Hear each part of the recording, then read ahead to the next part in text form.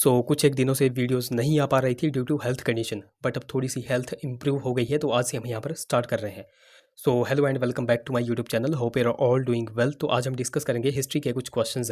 ये क्वेश्चंस देखो आपके प्रीवियस एग्जाम्स में ही पूछे गए हैं, सो नो डाउट आपके आने वाले एग्जाम्स में यह बेनिफिशियल होने वाले हैं। इससे पहले देखो हम पार्ट 32 यानी कि 32 वीडियोज़ ऑलरेडी डिस्कस कर चुके हैं, जिनमें हमने सिर्फ और सिर्फ हिस्ट्री के क्वेश्चंस को डिस्कस करके रखा हुआ है। तो अगर आपने वो वाली वीडियोज़ अभी तक नहीं देखी है तो इस वीडियो के डिस्क्रिप्शन में जाए, वहाँ पर हिस्ट्री क्वेश्चंस करके लिंक दिया गया होगा, उस लिंक पर क्लिक करके आप उन वीडियोस को देख सकते हैं। बाकी आज हम पार्ट नंबर 33 को डिस्कस करेंगे और इन क्वेश्चंस को हम बिल्कुल डिटेल में डिस्कस करेंगे। बाकी अभी तक अगर आपने हमारे चैनल को सब्सक्राइब नहीं किया है तो चैनल को सब्सक्राइब कर दें, साथ में बेल आइकन को जरूर प्रेस करें, साथ में इस वीडियो को लाइक जरूर कर दें। क्वेश्चन नंबर 18 की अगर बात की जाए, with which of the following is the classic जीवक चिंतामणि इन तमिल एसोसिएटेड।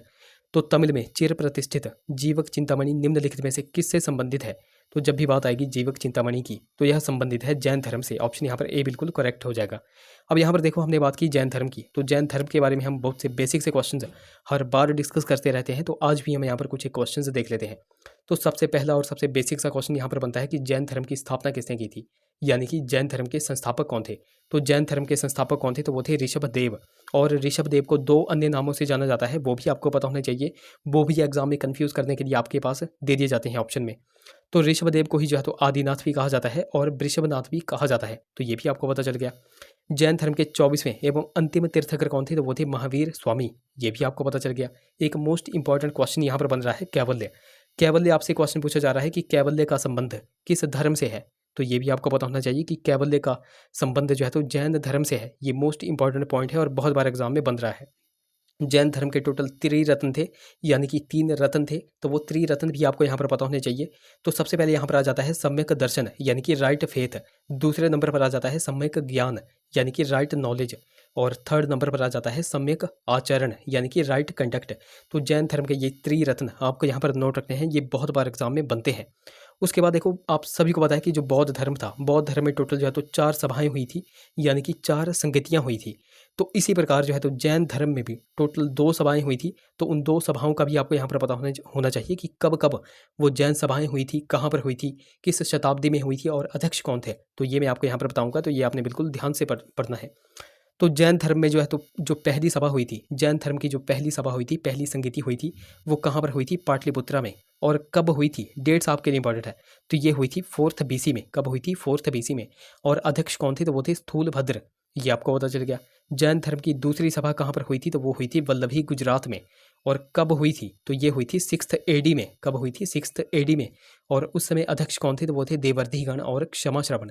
तो ये कुछ बेसिक और कुछ इंपॉर्टेंट पॉइंट्स मैंने आपको यहाँ पर बताए, ये सारे के सारे आपने नोट रखने हैं। जैन धर्म का मैंने आपको यहाँ पर बता दिया कि जैन धर्म में टोटल 2 सभाएं हुई थी। मैंने आपको यहाँ पर बता दिया कि कब कब हुई थी। बौद्ध धर्म का मैं आपको हर बार बताता हूँ कि बौद्ध धर्म में टोटल 4 सभाएं हुई थी। तो जिस भी स्टूडेंट को जो भी आता है, जिस भी स्टूडेंट को जैसे बौद्ध धर्म की पहली सभा अगर आती है कि पहली सभा में अध्यक्ष कौन थे, कब हुई थी, कहाँ पर हुई थी, किस राजा के शासनकाल में हुई थी, जो भी जिस भी स्टूडेंट को आता है वो आप नीचे कमेंट्स में बता दो बौद्ध धर्म की जो टोटल 4 सभाएं हुई थी।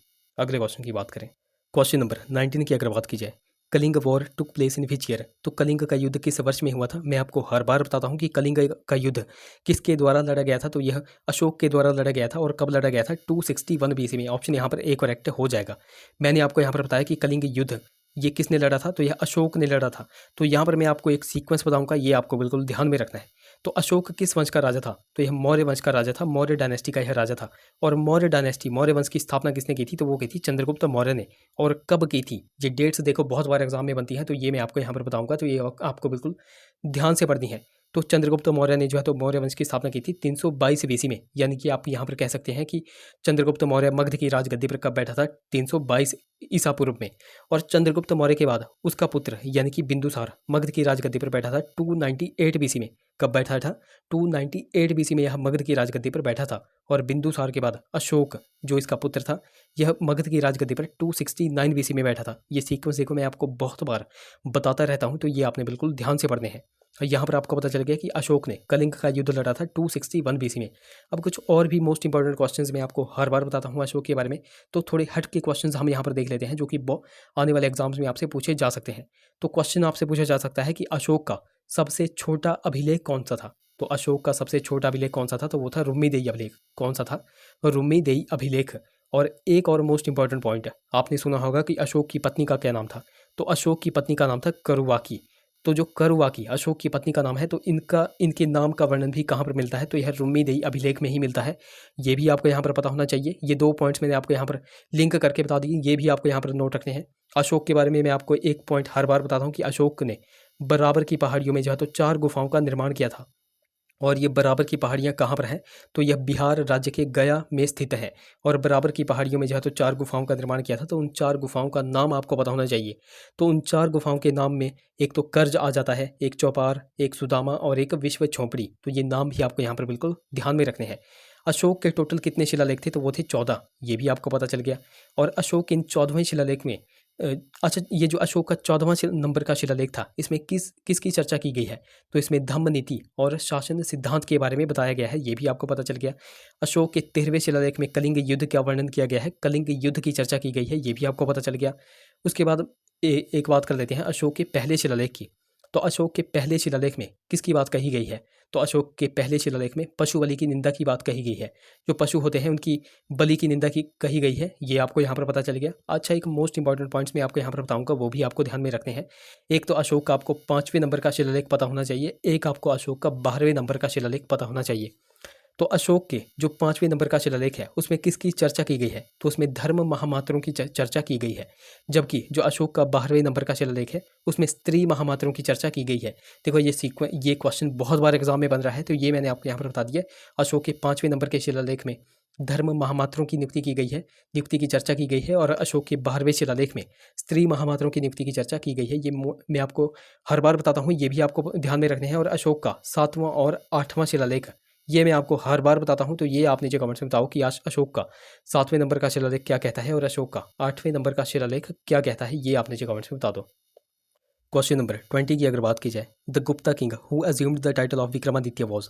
तो विक्रमादित्य की उपाधि धारण करने वाला गुप्त राजा कौन था? तो वो था चंद्रगुप्त सेकंड। ऑप्शन यहाँ पर सी बिल्कुल करेक्ट हो जाएगा। चंद्रगुप्त द्वितीय, यह किस वंश का राजा था? तो यह गुप्त वंश का राजा था। ये आपको यहाँ पर पता चल गया। अब चंद्रगुप्त द्वितीय, यह बहुत ही ज़्यादा इंपॉर्टेंट क्वेश्चंस इससे बनते हैं, वो भी मैं आपको यहाँ पर बताऊंगा। जैसे चंद्रगुप्त द्वितीय, यह राजगद्दी पर कब बैठा था? तो यह 380 ईस्वी में ये राजगद्दी पर बैठा था। इसी के शासनकाल में चीनी यात्री जो फाहियान था, वह भारत आया था। ये भी आपको पता चल गया। और चंद्रगुप्त सेकंड ने ही जो है तो शकों को भी हराया था। शकों को हराने के उपलक्ष्य में ही इसने जो है तो विक्रमादित्य की उपाधि धारण की थी। ये भी आपको ध्यान में रखना है।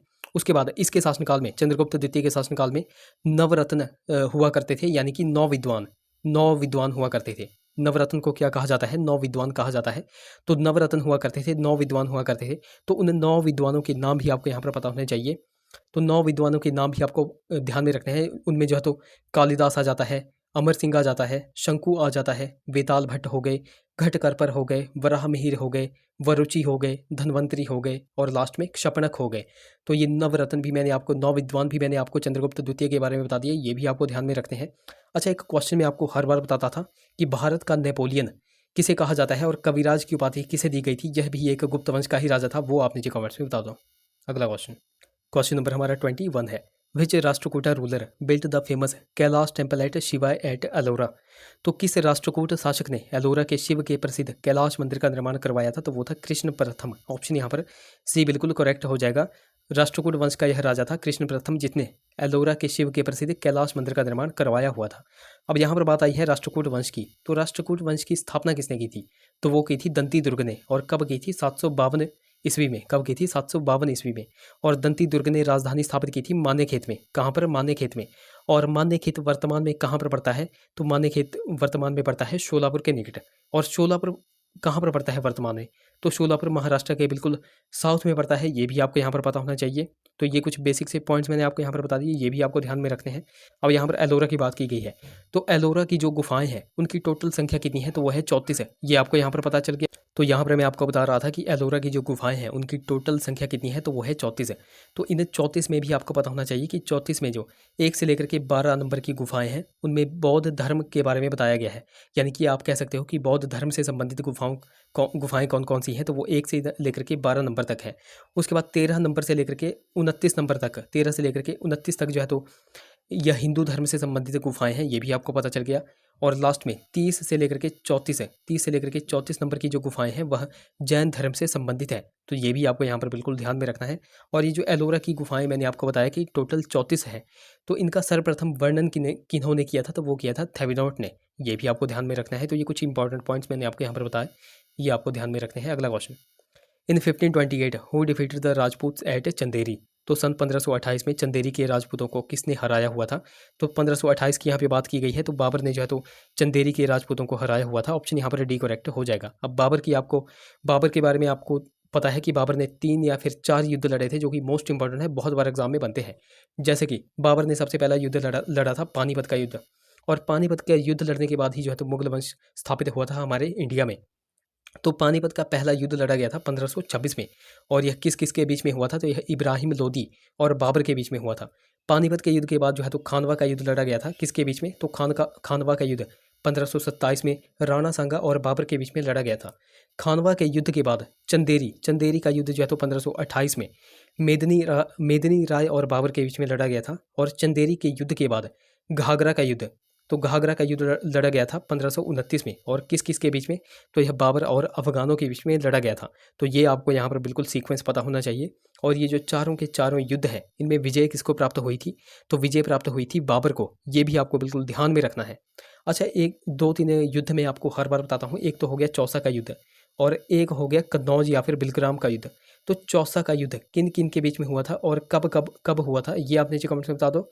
और कन्नौज का युद्ध कब हुआ था और किन किन के बीच में हुआ था, ये आप नीचे कमेंट्स में बता दो। तो अगला क्वेश्चन नंबर हमारा 23 है, who translated Ramayana into Persian. तो रामायण का फारसी में अनुवाद किसने किया था? तो वो किया था अब्दुल कादिर बदायूनी ने। ऑप्शन यहाँ पर बी बिल्कुल करेक्ट हो जाएगा। और यहाँ पर आपसे पूछा जाता है कि अब्दुल कादिर ये जो बदायूनी था, इसने किसके कहने पर ट्रांसलेशन की थी? तो इसने किसके कहने पर रामायण को जो है तो पर्शियन में ट्रांसलेट किया था?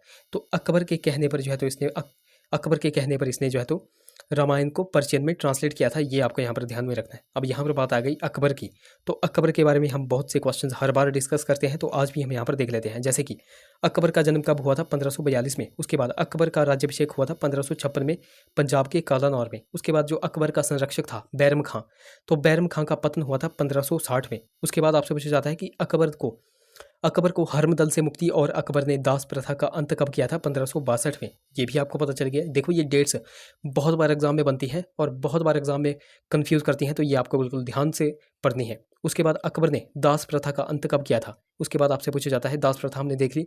उसके बाद अकबर ने तीर्थ यात्रा पर जो कर लगाया जाता था उसको समाप्त किया था 1563 में। उसके बाद अकबर ने जजिया कर की समाप्ति की थी 1564 में। अकबर ने जो है तो फतेहपुर सीकरी का निर्माण किया था 1571 में। उसके बाद आपसे पूछा जाता है मोस्ट इंपॉर्टेंट, अकबर ने दीन इलाही धर्म की स्थापना कब की थी? 1582 में। कब की थी? 1582 में। और दीन इलाही धर्म से जुड़ने वाले टोटल लोग कितने थे? तो वो थे 18। कितने थे? 18।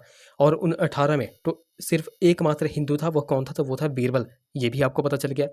उसके बाद अकबर का अंतिम युद्ध हुआ था असीरगढ़ के विरुद्ध, और कब हुआ था? 1601 में।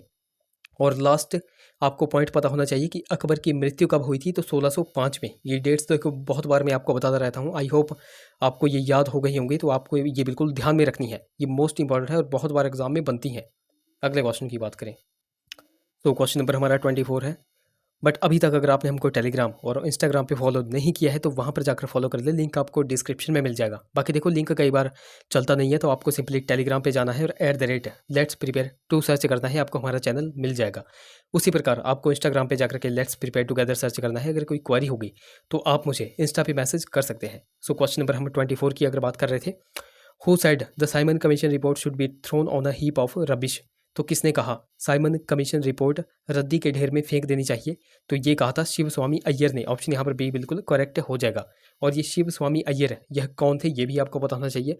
तो यह एक लॉयर थे, पॉलिटिशियन भी थे और एडमिनिस्ट्रेटर भी थे। ये आपको यहाँ पर बिल्कुल ध्यान में रखना है। अब यहाँ पर देखो, बात की गई है साइमन कमीशन रिपोर्ट की, तो साइमन कमीशन के बारे में कुछ एक बेसिक से क्वेश्चंस बनते हैं, वो भी मैं आपको यहाँ पर बता देता हूँ।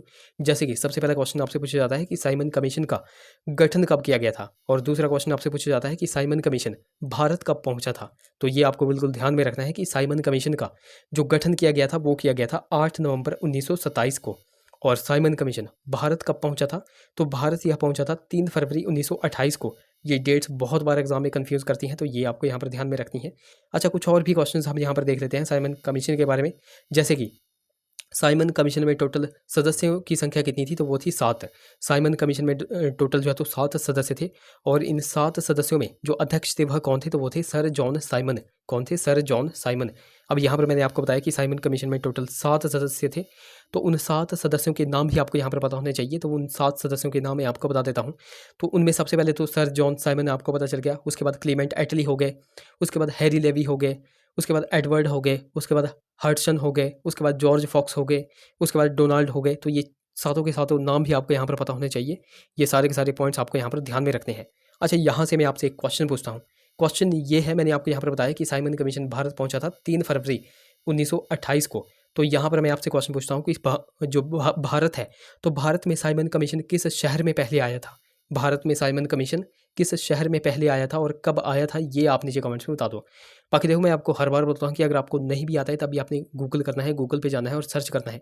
सर्च करने के बाद आकर के इस वीडियो में नीचे कमेंट करना है। मैं आपको हर बार बोलता हूँ, कमेंट करने से आपका ही फ़ायदा है। जो चीज़ आप कमेंट कर देते हो वो चीज़ आप कभी भूलते नहीं हो, तो मेक श्योर कमेंट ज़रूर करें।